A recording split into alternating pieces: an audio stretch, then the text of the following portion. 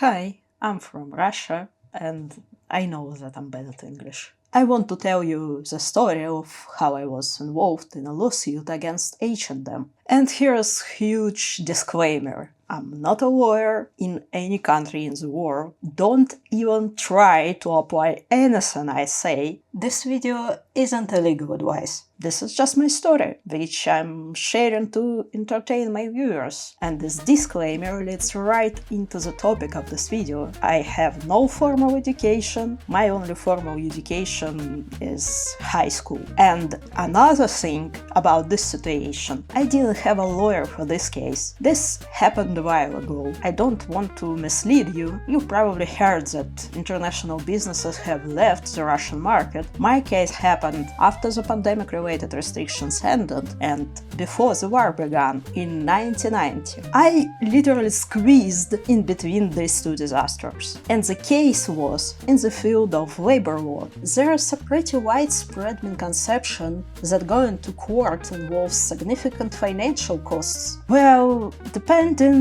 on how you look at it, that can be both true and false. Personally, I invested a lot of time, and during that period I basically didn't earn anything. My main expenses were stationery and postage, and lawyer fees can also be covered if the other party loses. So the losing side pays for two lawyers, not just one. And of course, your case will go more smoothly if you have savings and confidence in the future. I actually had none of that.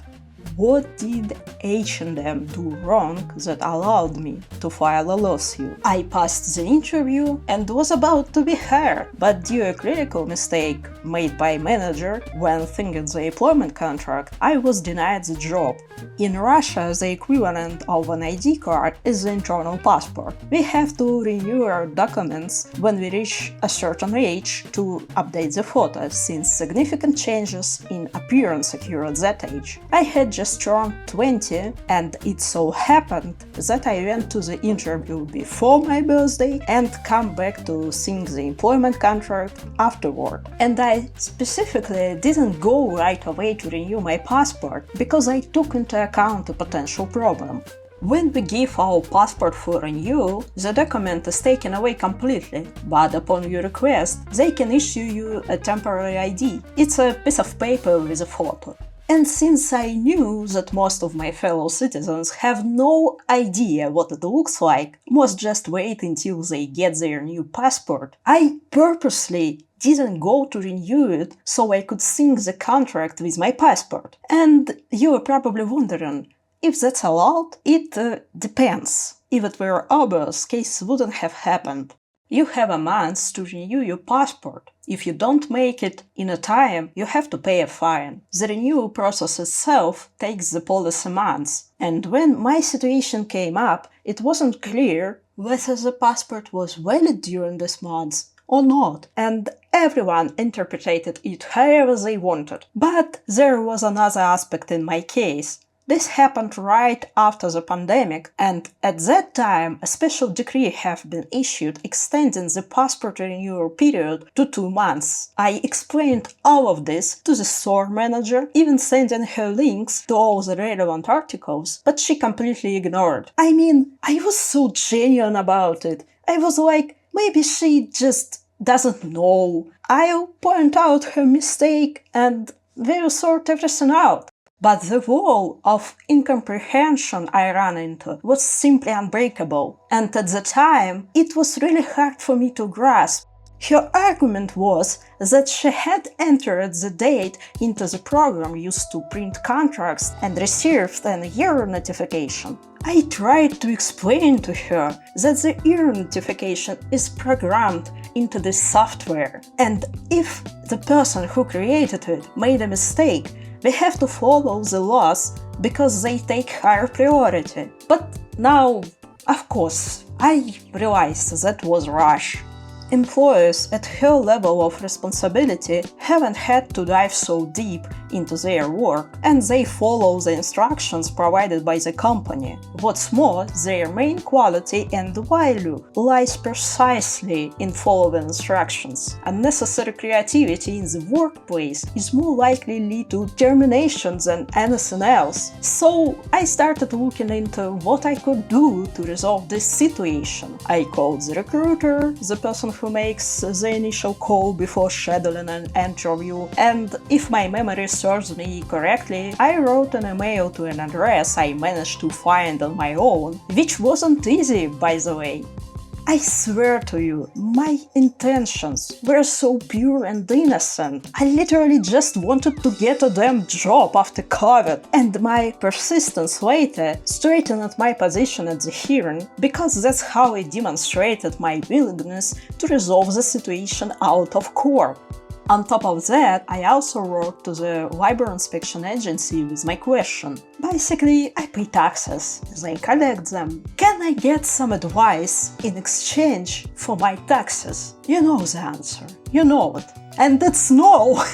The situation also got more complicated because the inspectorate cut back on inspections as a way to support businesses during that period. So, inspectors, who were used to getting paid throughout the year without really having to work hard, were already preparing their standard reply so that requests wouldn't distract them from their life in paradise. And it's even funny when you get a response on the website, they send a feedback form asking whether the inspector sent you to court or helped you, meaning they even know what their most popular response is. And one more thing about the inspection: if my rights as an employer are violated, they can take my case and file it in court themselves, representing my interests. What the hell? Are they living on my taxes? If I have to represent myself in court, give me that money! I can put it in an account and use it to hire a lawyer to represent me. And another function they have, but will never perform, is that they can review any of the employer's documents at the company's office. Something I simply cannot do on my own. All I have left are the documents I hold in my hands, and those I can request as an employee. And when all other options for resolving the issue had been exhausted, I turned to the court. Most people who knew me thought I was crazy. At the time, of course, I didn't understand their perspective, but now, yes, I would think the same thing if I were looking at it through their eyes. It makes sense. My entire understanding of how courts work essentially came from social media. And I'll remind you, once again, please, don't do anything like this in your life, especially if you're in a country with more complex legal system, like the US, for example. I just don't want to be the reason for anyone's rash decisions. So yes, my understanding was based on spending a lot of time watching one guy who was highly educated in philosophy. One of his content formats was analyzing debates, and he did quite an in-depth analysis, pointing out logical fallacies and so on. And I'm warning you, if right this second you thought that this content was similar to Destiny, stop thinking about it right now. It's absolute opposite of what I mean. Likewise, don't think of any popular speaker. If someone analyzes arguments from a logical standpoint, I guarantee it will be the most marginalized content you can possibly imagine. I'm not even sure I can make this video interesting.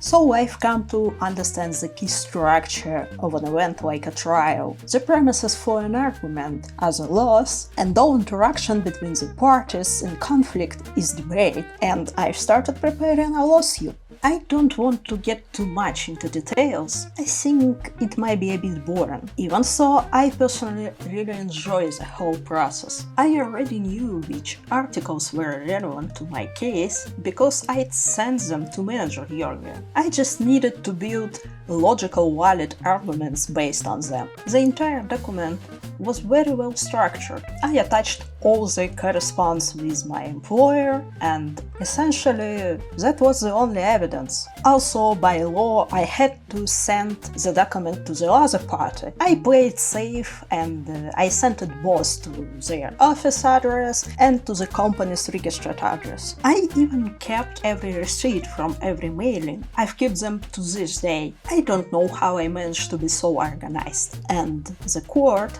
allowed the case to proceed. If the case had been completely baseless, they wouldn't have let it go forward, and I began waiting for the hearing. And of course, I had absolutely no idea what to expect, so on the appointed day, I went to court. What worried me most was that it would take me 3 hours to get there by public transport. The thing was, I lived in the Moscow suburbs, and the court was also in suburbs, but on the opposite side.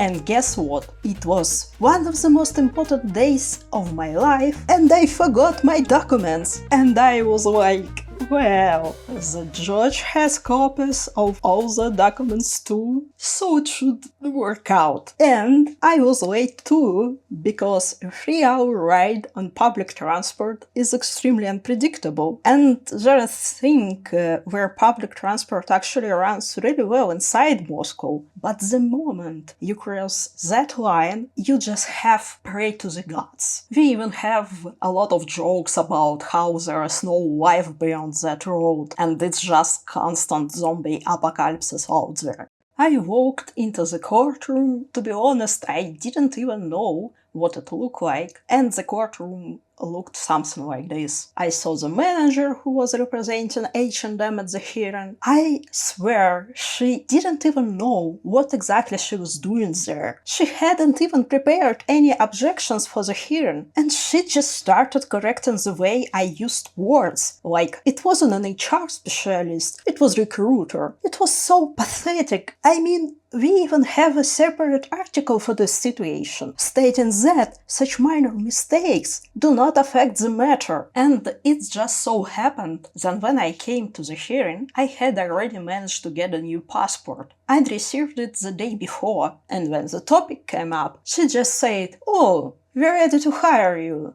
See, we accepted the passport, so the case is closed." But that's not how it works. So I researched my contract, calculated how much money I was owed based on the salary listed there. I started waiting for the second hearing while working at the same time. Of course, they didn't like me at work, and it was mostly the managers. They tried to be extremely careful about everything I did so as to not give them a formal reason to fire me. She brought her objections to the second hearing. She presented them right there at the hearing itself. In other words, she didn't send them to me in advance as required by law, but I didn't take any actions on the matter because I would also be held responsible if I were to artificially delay the case. I glanced over what was there and I realized I didn't need to wait for another hearing to see that there were no real objections. She kept correcting the way I spoke, just like before. It's a thing people in Moscow do. They are very protective on their accent to put themselves above those who are new in the city. And I won the case against international company. I did it! I won that case! I can't even describe how that feels. But after a while, I got fired. And you're probably already thinking it all ended badly. Hey, at least give me a chance. I was fired illegally, which means that's another case. And I'll tell you how things turned out in the second part. I'm really grateful if you watched the whole thing. See you later.